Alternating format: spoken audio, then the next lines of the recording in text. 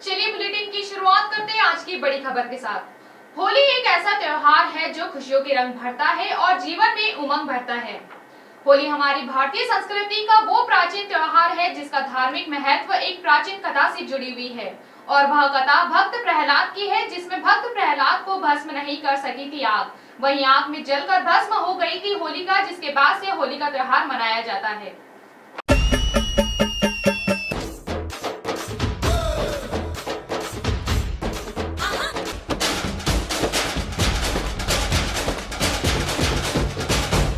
होली हमारी प्राचीन परंपरा का महत्वपूर्ण त्योहार है। एक ऐसा त्योहार जो खुशियों के रंग भरता है, जीवन में उमंग भरता है और दुश्मनों को भी गले लगाता है।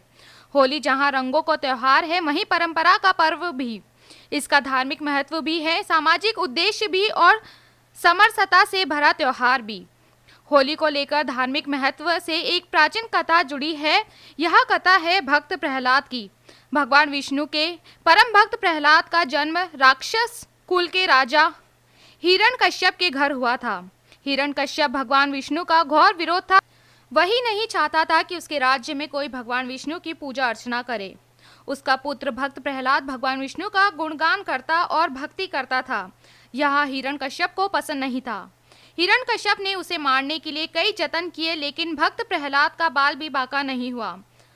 अंत में राक्षस हिरण्यकश्यप ने भक्त प्रहलाद को जिंदा जलाने का षड्यंत्र रचा। इसके लिए अपनी बहन होलिका को कहा कि वे अपने भतीजे प्रहलाद को लेकर जलती लकड़ी चिता में बैठ जाए। होलिका को अग्नि जला नहीं सकती थी, उसे यह वरदान प्राप्त था, इसलिए होलिका तैयार हो गई। फाल्गुन मास की पूर्णिमा को होलिका भक्त प्रहलाद को लकड़ी बनी चिता में बैठ गई। बाद में हिरण्यकश्यप ने उस चिता में आग लगवा दी। जलती चिता में भक्त प्रहलाद नारायण नारायण कहता रहा और होलिका जलती रही। भगवान विष्णु की कृपा से भक्त प्रहलाद को आग जला नहीं सकी और होलिका जलकर भस्म हो गई। तब से यह होली का त्योहार मनाया जाने लगा।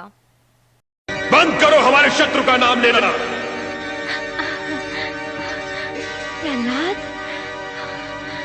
होलिका, प्रहलाद को छोड़ दो, अन्यथा तुम्हें भी इसके साथ जला दिया जाएगा। प्रहलाद, मैं तुम्हारे पिता की बहन अवश्य हूँ, किंतु तुम पर किए गए अत्याचारों से मैं बहुत दुखी हूँ। प्रहलाद, मैंने निश्चय कर लिया है कि आज यदि तुम्हें जलाने का उपक्रम होगा तो मैं भी तुम्हारे साथ जलकर मर जाऊंगी।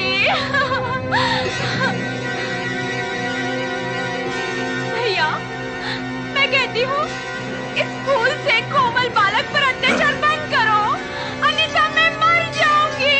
नहीं होलिका, नहीं, ये दुष्ट बालक दया और प्रेम के योग्य नहीं है।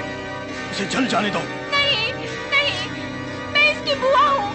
पिता की दया ना सही, मैं इसकी बुआ इतनी निर्दयी नहीं हो सकती। यदि आप सबने निश्चय कर ही लिया है कि इसे भस्म करना है, तो मैं भी इसके साथ भस्म हो जाऊंगी।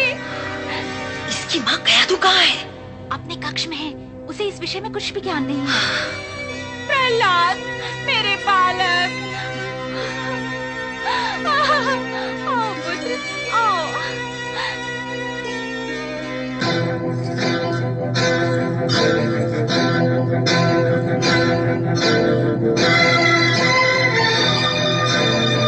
एक बार फिर सोच लो होलिका, अब भी समय है। जलने मरने का विचार त्याग दो। नहीं भैया, मैं प्रहलाद पर अत्याचार होते नहीं देख सकती। प्रहलाद,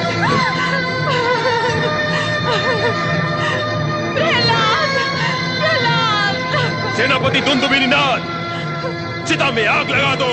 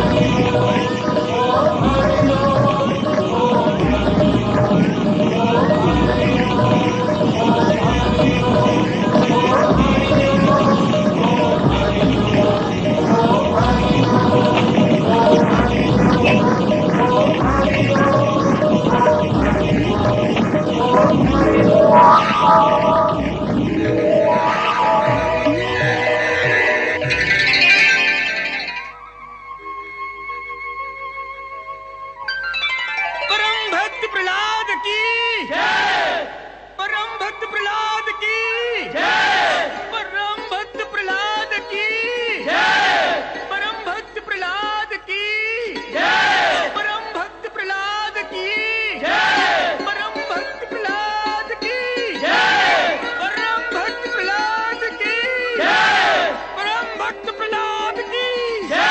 प्रहलाद, मेरा पुत्र प्रहलाद।